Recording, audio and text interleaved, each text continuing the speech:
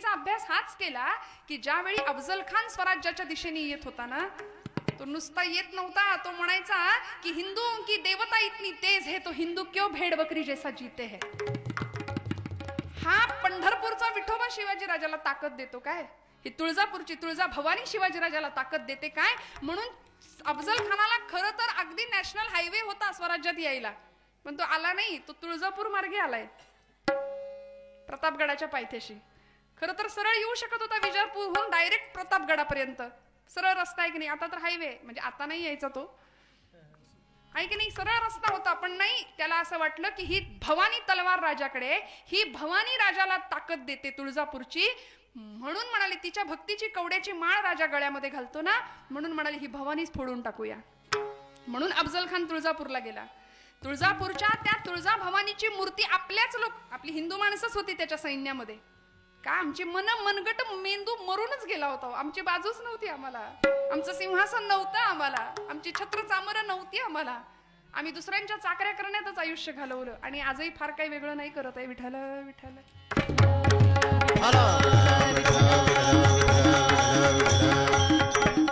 आणि तो अफजल खान ज्यावेळी आपल्या सरदारांना सांगतो की आणा ती देवीची गंडकी शिळेची मूर्ती उपटून काढा, आणि ऐका श्रोते हो, आपल्याच माणसांनी, त्याच्याकडे चाकरी करणाऱ्या लोकांनी त्या तुळजा भवानीच्या आदिशक्तीची गंडकी शिळेची मूर्ती उपटून हत्तीवर बसलेला तो क्रूर कर्मा अफजल खान नावाचा पठाण त्याच्याकडे ती मूर्ती दिलीये.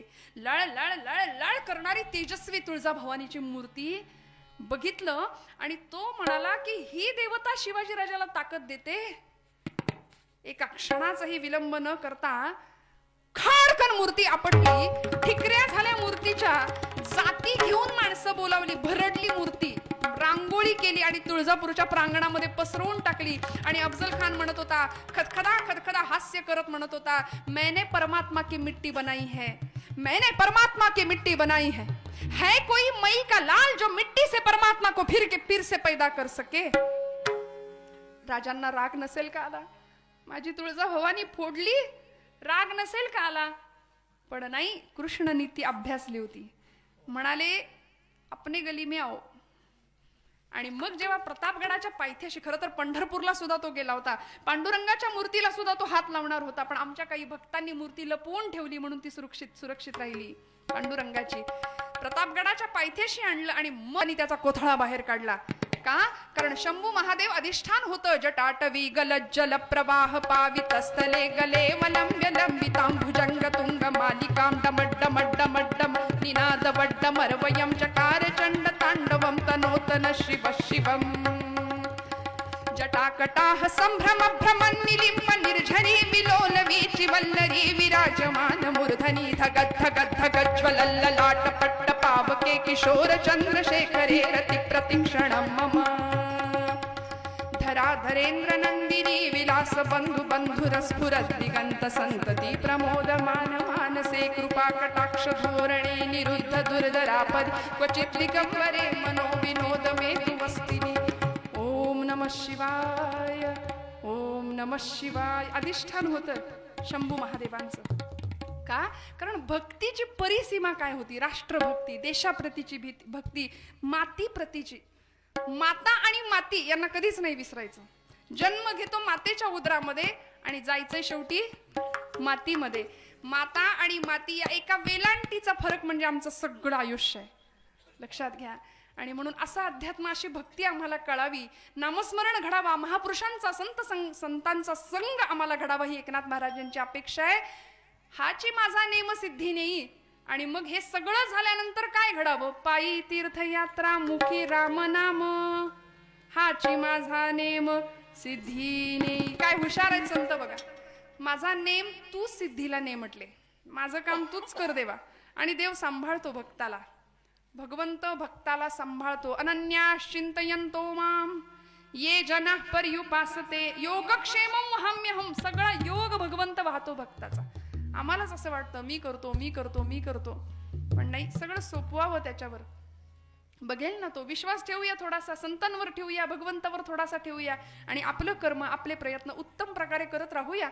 पायी तीर्थयात्रा, नाथांनी मागणं मागितलं, माझ्याकडून तीर्थयात्रा घडू दे. सगळ्या संतांनी तीर्थयात्रा केली आहे. स्वतः ज्ञानराजांनी तीर्थयात्रा केली, 1 वर्षाची तीर्थावळी केली. ज्ञानराज नामदेव महाराजांना म्हणाले, नाम्या चल तीर्थयात्रेला बाहेर पड. नामदेव महाराज काय म्हणायचे माहितीये का? नाही, माझा पांडुरंग विटेवरच आहे. कारण लहानपणापासून तोच पांडुरंग नामदेवांकडून जेवला होता, खेळला होता, हसला होता, बोलला होता, त्यांच्या कीर्तनात नाचला होता. नामदेव महाराज म्हणायचे, माझा पांडुरंग विटेवर आहे, मी त्याला सोडून कुठे नाही जाणार.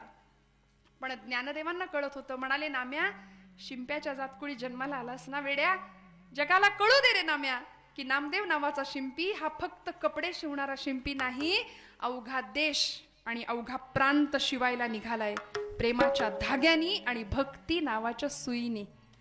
अवघा प्रांत जोडला नामदेव महाराजांनी आमच्या. बाहेर पडले. 1 वर्ष ज्ञानदेवांबरोबर आणि पुढची 40 वर्ष एकनाथ नामदेव महाराज स्वतः एकटे फिरले, तीर्थयात्रा केली. आणि तीर्थयात्रा केल्यानंतर कळालं की माझा पांडुरंग फक्त राऊळात नाही, तो कुठे?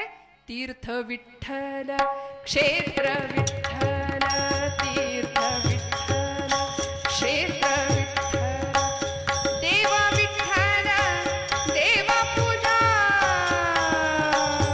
विठ्ठल,